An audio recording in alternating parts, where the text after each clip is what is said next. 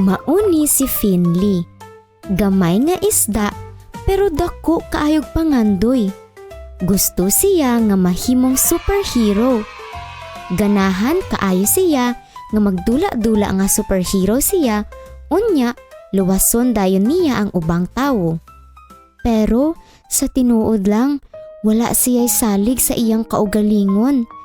Feeling niya, gamay ug huyang kaayo siya. Sa eskwelahan, si Finley ang pinakagamay. Gatuo siya nga kung dako lang unta siya, sigurado gyud nga isog siya ug tagdon siya sa uban.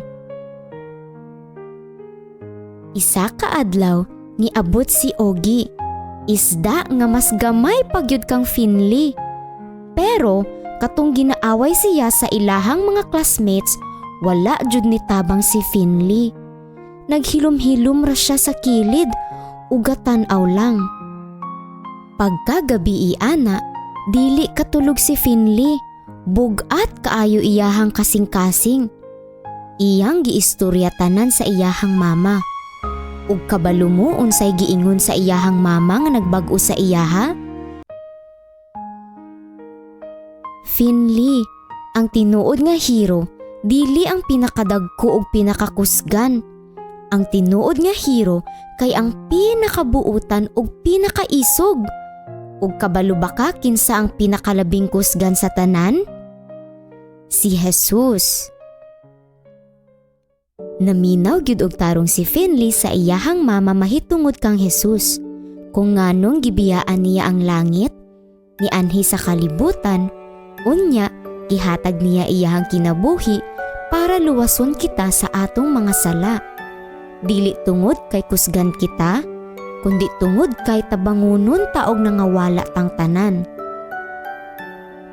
Giluwas ni Jesus ang mga tawo dili tungod kay labing kusgan kita sa tanan, kundi giluwas ta niya paagi sa iyang dakong gugma og sakripisyo. Ug kung magsalig kita sa iyaha, pun-an ta niya og kaisog og kaayo, aron kita mahimong heroes sa ubang tawo. Pagkasunod nga adlaw, murag bag-o kaayo ang paminaw ni Finley. Dili lang kaisog, kundi kalinaw. Nibarog jud siya og nitug-an sa kamatuoran alang kang Ogie, og gipili niya ang unsa ang maayo. Sugod ato, nasabtan ni Finley nga dili kinahanglan nga dako siya. Kinahanglan niya si Jesus sa iyang kinabuhi, ug si Jesus lang ang makahatag og kaisog niya. Higala, basi gamay imong pagtan-aw sa imong kaugalingon. Basi, abi nimo huyang kaayo ka. Naay maayo nga balita. Si Jesus nianhi sa kalibutan para nimo. Gihatag niya iyang kinabuhi para maluwas ka. Ug kung magsalig ka sa iyaha, tagaan ka niya og kaisog, maayong batasan ug kinabuhi nga puno sa gugma. Dili nimo kinahanglan og kupo, kinahanglan nimo si Jesus. Kung naa si Jesus sa imong kasing-kasing og kinabuhi, pwede kaayo ka mahimong tinuod nga hero.